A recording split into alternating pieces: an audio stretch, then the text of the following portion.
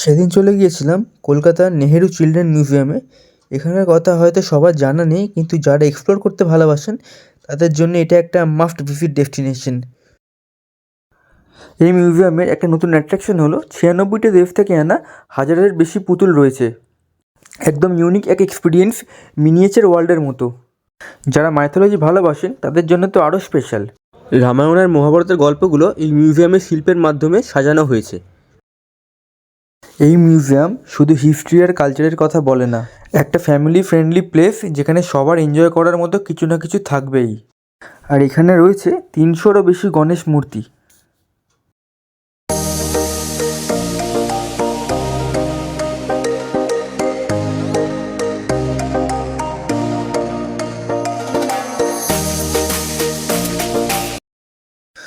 তো এখানে কিভাবে যাবেন? মেট্রো করে গেলে রবীন্দ্র সদন মেট্রো স্টেশন নামবেন, নেবে 1 নম্বর গেট দিয়ে বেরিয়ে চৌরঙ্গির দিকে 1 মিনিট টানা হাঁটলেই পেয়ে যাবেন নেহেরু চিলড্রেন মিউজিয়াম। এই মিউজিয়ামটি সোমবার মঙ্গলবার বন্ধ থাকে আর বাকি সব দিন খোলা থাকে, সকাল 11টা থেকে সন্ধ্যে 7টা অবধি। আর শনি রবিবার সকাল 10টা থেকে সন্ধ্যে 7টা অবধি খোলা থাকে। দেখতেই পাচ্ছ প্রত্যেকটা পুতুলের ডিজাইন আলাদা, একটা একটা কালচারের কথা বলে। ছোট থেকে বড় সব সাইজের পুতুল রয়েছে এখানে। অনেকের তো একটা মিনি ওয়ার্ল্ডের মতো মনে হবে। এই ডলস রুম মিউজিয়ামের একটা মেন অ্যাট্রাকশন। তোমরা যদি কালচার বা গ্লোবাল আর্ট ভালোবাসো তাহলে এটা একদম মিস করো না। আগে এই রুমটা ভালো করে এক্সপ্লোর করে নিই, তারপর তোমাদের নিয়ে চলে যাব আরও একটা ইন্টারেস্টিং জায়গায়, যেটা হচ্ছে গণেশ গ্যালারি। হাই গাইস, আজকে তোমাদের সবাইকে নিয়ে চলে এসেছি ইন্ডিয়ান নেহেরু মিউজিয়াম, যেটা কলকাতাতে এক্সাইডের পাশে রয়েছে। তো বিকেলবেলা হঠাৎ মনে হলো একটু বেরিয়ে আসি, তো তাই চলে এলাম নেহেরু মিউজিয়ামে। তো এখন রয়েছি ডলফের একটা ঘরে। তো খুব ভালো ভালো, মানে প্রচুর প্রচুর দেশের এখানে ডলফ রয়েছে, পুতুল রয়েছে, তোমরা দেখতে পারবে। তো সেগুলো এখানে রাখা হয়েছে সাজিয়ে। তো তোমার জায়গাটা এলে খুব ভালো লাগবে নিশ্চয়ই। তোমরা আসবে, অবশ্যই ঘুরে যাবে। বিশেষ করে কোনো বাচ্চা থাকলে বাড়িতে তাদেরকে নিয়ে আসবে। তো বাচ্চাদের জায়গাগুলো দেখতে খুব ভালো লাগে বড়দের থেকে। তবে তবে একটা কথা, এখানে যে পুতুল আছে তোমরা কিন্তু নিয়ে গার্লফ্রেন্ডকে গিফট করতে পারবে না, এখানে দেখার জন্য কিন্তু এখানে এসে বলে দিচ্ছি। এখানে আসবে, দেখবে, চলে যাবে। কোনো কোনো ডল নিয়ে গার্লফ্রেন্ডকে গিফট করবে না, এটা কিন্তু বলে দিলাম। এই ডলস রুম শুধু দেখবার জায়গা নয়, একটা এডুকেশনের জায়গাও। ছোট থেকে বড় যারা একটু আর্ট আর কালচার অ্যাপ্রিসিয়েট করতে ভালোবাসেন তাদের এই জায়গাটা খুব ভালো লাগবে। দেখতে পাচ্ছ এই পুতুলগুলো কেমন সুন্দর ডিটেল। প্রত্যেকটা পুতুল তৈরি করা হয়েছে তাদের নিজেদের কালচার আর লাইফস্টাইলকে উপস্থাপিত করার জন্য। এবার চলে এসেছি মহাভারতের রুমে, যেখানে ভারতীয় ইতিহাস ও পৌরাণিক গল্পগুলোকে একটা চিত্রের মাধ্যমে সাজানো হয়েছে। মহাভারতের রুমের প্রত্যেকটা আর্ট ওয়ার্ক একটা গল্প বলে। কৌরব ও পাণ্ডবের কথা, ভগবদ গীতার শিক্ষা আর কুরুক্ষেত্রের যুদ্ধ সব কিছুই এখানে ছবির মাধ্যমে সাজানো। দেখতে পাচ্ছ এক একটা ছবি কেমন জীবনের মতো। এই বিশেষ আর্টওয়ার্কগুলো ভারতের ইতিহাসের এই ছোটো ছোটো গল্পগুলোকে ভুলে যেতে দেবে না। এখানে রয়েছে বিশেষ হ্যান্ড পেন্টেড ইলাস্ট্রেশন ও ইন্ট্রিকেট ডিজাইনস। প্রত্যেকটা আর্টের মাধ্যমে আলাদা মানুষের পরিশ্রমের ছবি। ভগবদ গীতার ছবিটা দেখতে পাচ্ছ, কৃষ্ণর উপদেশ অর্জুনকে, যেটা পুরো মহাভারতের প্রধান উদ্দেশ্যকে বোঝায়, ধর্মরক্ষা আর নিঃস্বার্থভাবে কাজ করতে থাকা।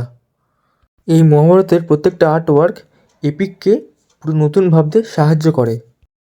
আর এবার আমরা যাব এখান থেকে গণেশ গ্যালারিতে, যেখানে অনেক রকমের গণেশ মূর্তি রয়েছে। ভিডিওতে অবশ্যই থাকবেন, ভিডিওটা দেখে তবেই যাবেন, ভিডিওটা মিস করবেন না। এখানে অনেকগুলো দেশের ইউনিক ডলস শোকেস করা রয়েছে।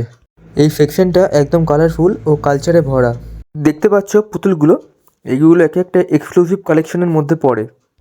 এই সেকশনের আরও একটা বিশেষ আকর্ষণ হলো রয়্যাল থাই গভর্নমেন্ট অফ থাইল্যান্ডের ডোনেশন করা পুতুলগুলো। এই ডলসগুলো থাইল্যান্ডের রিচ কালচার ও ট্র্যাডিশনের একটা অদ্ভুত ছবি তৈরি করে।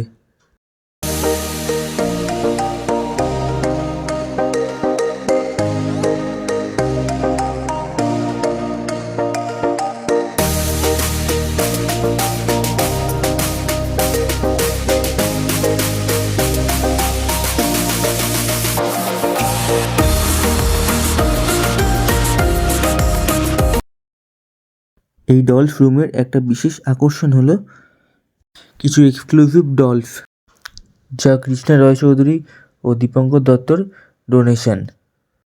এখন যে সেকশনটা রয়েছে এখানে রয়েছে বিভিন্ন দেশের ডলফের কালেকশন। প্রত্যেকটা ডলই নিজেদের দেশের লাইফস্টাইলকে উপস্থাপিত করে।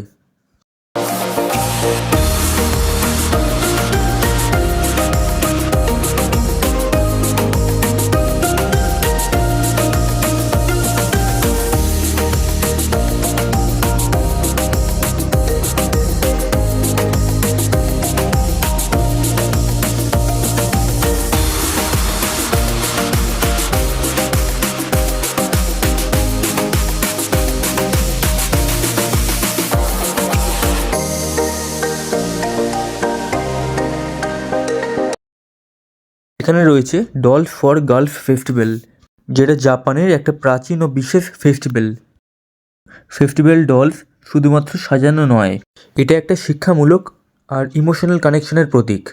এখানে রয়েছে ফোর হুইলার্স আর বাইকের কিছু ইউনিক কালেকশন, যা মিউজিয়ামের আরও একটা ঝলক যোগ করেছে।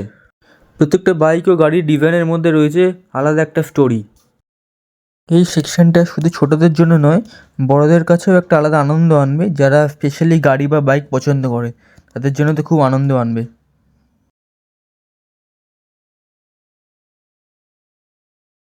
এখানে দেখতে পাচ্ছ ভিনটেজ কার মডেল থেকে স্পোর্টস কার, ট্রাকস থেকে জিপ, সব কিছুর একটা মিল রয়েছে। প্রত্যেকটা গাড়ি আর বাইকের ডিটেলিং খুব সুন্দরভাবে তৈরি করা, যেটা চোখে অ্যাট্রাকশন আনবে। এই মিনিয়েচার কালেকশন শুধু একটা শোকেস নয়, এটা একটা শিল্প, যা প্রত্যেকটা গাড়ি ও বাইক প্রিয় মানুষের জন্য অনেকটাই স্পেশাল। থার্ড ফ্লোরে এলে ডান ধাতে দেখবে গিয়েই একটা গণেশ গ্যালারি বলে একটা জায়গা আছে, ঘর আছে। তার মধ্যে তোমরা নানা রকমের গণেশ ঠাকুরের মূর্তি দেখতে পারবে তোমরা। ছোট থেকে বড় প্রত্যেকটা মূর্তির ডিজাইনার রূপ খুব সুন্দরভাবে তৈরি। এই গ্যালারিতে দেখা যাবে গণেশ ঠাকুরের আলাদা আলাদা ভাব ও শিল্পর প্রদর্শন, যা প্রত্যেক ভিজিটরের চোখকে আকর্ষিত করে। গণেশ ঠাকুরের মূর্তিগুলো খুব সুন্দরভাবে সাজানো।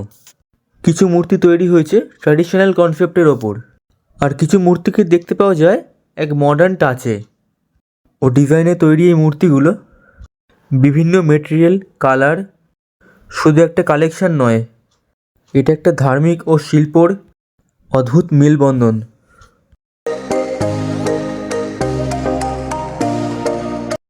শিল্পপ্রিয় লোকেদের কাছে এটা একটা অসাধারণ জায়গা।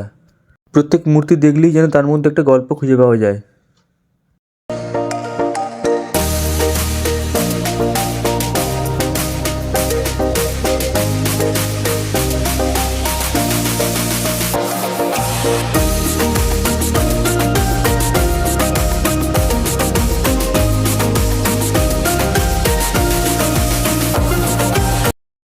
এই মূর্তিগুলো শুধুমাত্র একটা শিল্প নয়, এটা একটা ভক্তির এক্সপ্রেশন।